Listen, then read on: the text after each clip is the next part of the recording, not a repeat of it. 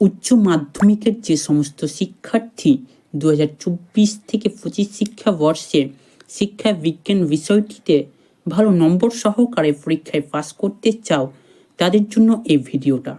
মনে রেখো, সফলতার গোপন ফর্মুলা হলো স্মার্ট ও পরিকল্পিত পড়াশোনা। তোমরা যাতে শিক্ষা বিজ্ঞান বিষয়টিতে ভালো নম্বর নিয়ে পাস করতে পারো, তার জন্য নিয়ে চলে এসেছি বিগত বছরের প্রশ্নের সমাধান।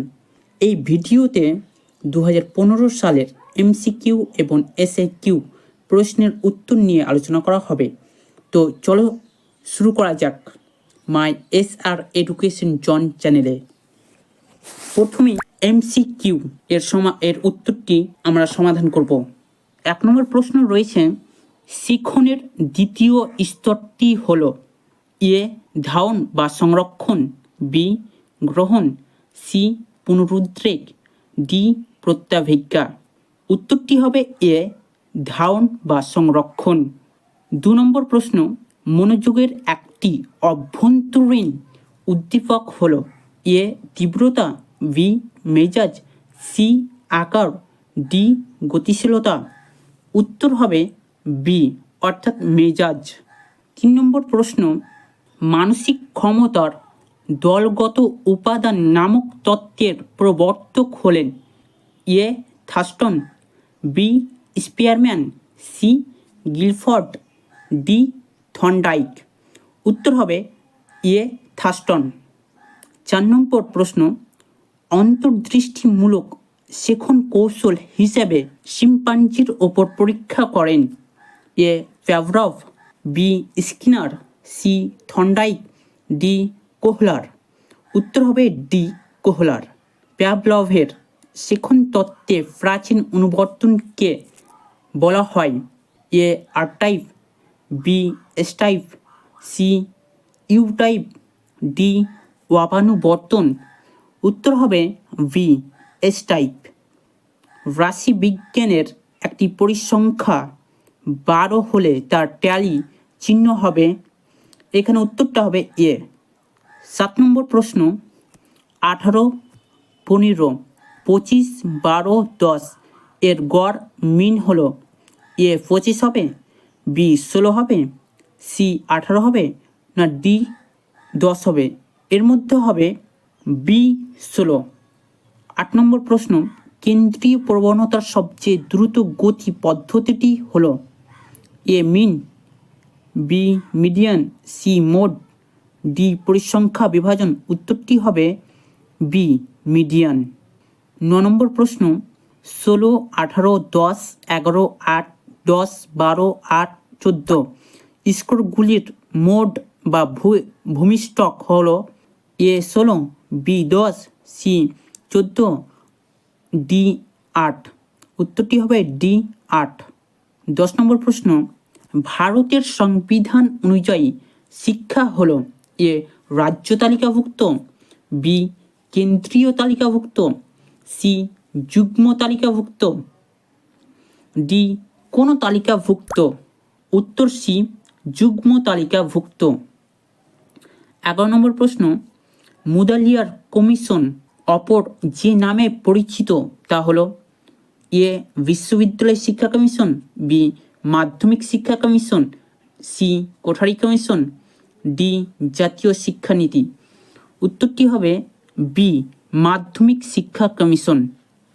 12 নম্বর প্রশ্ন, বিশ্ববিদ্যালয় শিক্ষা কমিশনের সম্পাদক ছিলেন A doctor S Radhakrishnan, B doctor Zakir Hussain, C doctor Tarachand, D doctor N K Siddhanta. উত্তর হবে ডি ডক্টর এন কে সিদ্ধান্ত। 13 নম্বর প্রশ্ন, জাতীয় সংবিধানের ধারায় সরকারি চাকুরি সংক্রান্ত সময়সূচকের কথা বলা হয়েছে এ 28 নম্বর, বি 18 নম্বর, সি 16 নম্বর, ডি 15 নম্বর। উত্তরটি হবে সি 16 নম্বর এ। 14 নম্বর প্রশ্নটি হল, অপারেশন ব্ল্যাকবোর্ড যে শিক্ষা কমিশনে বলা হয়েছে তা হলো এ কোঠারি কমিশনে, বি মুদালিয়ার কমিশনে, সি স্যাডলার কমিশনে, ডি হান্টার কমিশনে। উত্তরটি হবে এ কোঠারি কমিশনে। 15 নম্বর, রামমূর্তি কমিটি গঠিত হয় এ 1989 সালে, বি 1991 সালে, সি 1990 সালে, ডি 1992 সালে। উত্তরটি হবে ডি 1992 সালে। 16 নম্বর প্রশ্ন, কারিগরি শিক্ষার সঙ্গে সম্পর্কিত একটি সংস্থা হলো A UGC, B NCERT, C NCTE, D AICTE. উত্তর হবে ডি এআইসিটিই। ভারতীয় শিক্ষা 17 নম্বর প্রশ্ন, ভারতীয় শিক্ষা কমিশন গঠিত হয় এ 1964 সালে, বি 1966 সালে, সি 1948 সালে, ডি 1952 সালে। উত্তরটি হবে এ 1964 সালে।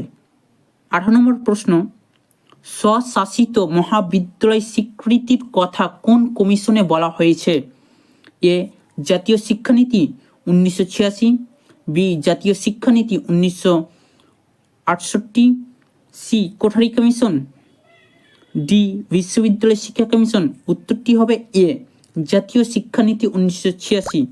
19 নম্বর প্রশ্ন, মেন্টর ম্যাপ ব্যবহার করা হয় ড্যাশ শিক্ষার জন্য এ দৃষ্টিহীনদের, বি বধিরদের, বি বধিরদের, বি বধিরদের, সি মুকদের, ডি মানসিক প্রতিবন্ধীদের। উত্তর হবে এ দৃষ্টিহীনদের। 20 নম্বর প্রশ্ন,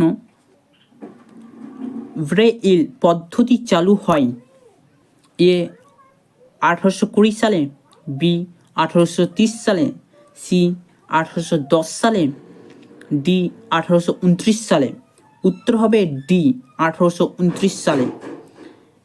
21 নম্বর প্রশ্ন, সর্বশিক্ষা অভিযান কার্যকরী হয় এ 2001 সালে, বি 2002 সালে, সি 2003 সালে, ডি 2004 সালে। উত্তর হবে বি 2002 সালে। 22 নম্বর প্রশ্ন, ডেলার্স কমিশনে শিক্ষার ড্যাশ স্তম্ভের কথা বলা হয়েছে এ 2টি, বি 3টি, সি 4টি, ডি 5টি। উত্তরটি হবে সি 4টি। 23 নম্বর প্রশ্ন হচ্ছে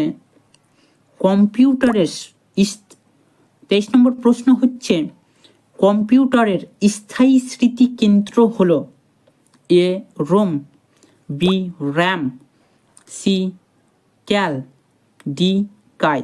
উত্তর হবে এ রোম। 24 নম্বর প্রশ্ন হচ্ছে ডেলার্স কমিশনের প্রতিবেদনটি হলো A education for all, B education and national development, C learning the treasure within, D learning two.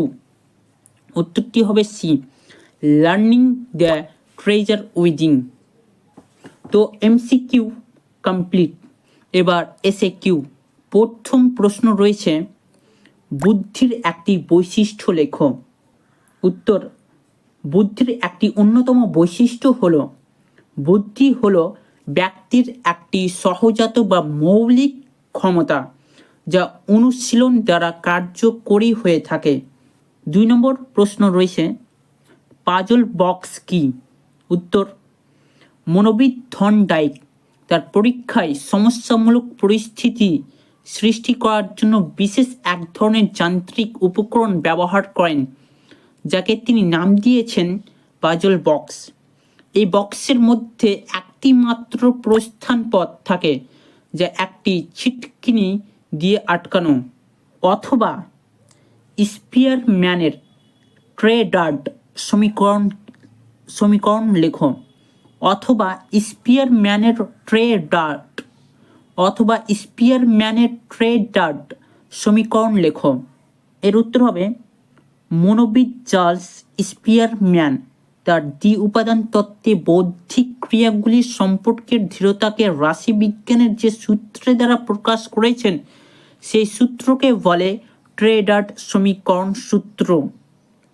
সূত্রটি হলো আর এপি ইন্টু আর বিপি মাইনাস আর এ কিউ ইন্টু আর ভিপি সমান 0। 3 নম্বর প্রশ্ন, অপানুবর্তন কি? উত্তরটি হবে অনুবর্তনের পর অনুবর্তিত উদ্দীপকের পরই যদি স্বাভাবিক উদ্দীপক উপস্থাপন না করা হয় তাহলে অনুবর্তন প্রক্রিয়া বন্ধ হয়ে যাবে, একেই অপানুবর্তন বলে। অথবা স্কিনার কোন দুটি শ্রেণীর আচরণের কথা বলেছেন? স্কিনার উত্তর স্কিনার যে দুটি শ্রেণীর আচরণের উল্লেখ করেছেন সেগুলি হলো 1 রেসপন্ডেন্ট আচরণ এবং অপরটি হলো অপারেন্ট আচরণ। 4 নম্বর প্রশ্ন, থর্নডাইকের দেওয়া সেখনের যে কোনো একটি মুখ্য সূত্রের নাম লেখো। উত্তরটি হলো ফল লাভের সূত্র। 4 নম্বর প্রশ্ন, থর্নডাইকের দেওয়া শিখনের যে কোনো একটি মুখ্য সূত্রের নাম লেখো। উত্তরটি হলো ফল লাভের সূত্র। শিখনের ক্ষেত্রে উদ্দীপক ও প্রতিক্রিয়া সম্বন্ধ স্থাপনের ক্ষেত্রে যদি সুখকর বা তৃপ্তিদায়ক ফল পাওয়া যায় তবে ওই সম্পর্কের বন্ধন ধীর হয়, আর যদি ওই সংযোগ স্থাপনের মাধ্যমে বিরক্তিকর ফল পাওয়া যায় তবে সেই সম্পর্কের বন্ধন শিথিল হয়। অথবা গেস্টাল্ট মতবাদ কি? গেস্টাল্ট শব্দের অর্থ প্যাটার্ন বা আকার। কোহলার, কফকা ও ওদাইমার এই 3 জন বিখ্যাত মনোবিদের মতে প্রত্যক্ষণ ও সমগ্র পরিস্থিতিকে পর্যবেক্ষণ করে প্রাণী সমস্যার সমাধান এবং শিক্ষা লাভ করে। এই মতবাদকে বলে গেস্টাল্ট মতবাদ।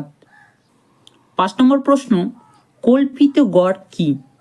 উত্তর অবিন্যস্ত স্কোর গুচ্ছ যখন বৃহৎ আয়তনের হয়, অর্থাৎ যখন কোনো বন্টনে স্কোরের সংখ্যা অনেক হয় তখন স্কোরগুলির মধ্যে একটিকে কল্পিত গড় ধরে নিয়ে সেই গড় মান প্রত্যেক স্কোর থেকে বিয়োগ করা হয়, একেই কল্পিত গড় বলে।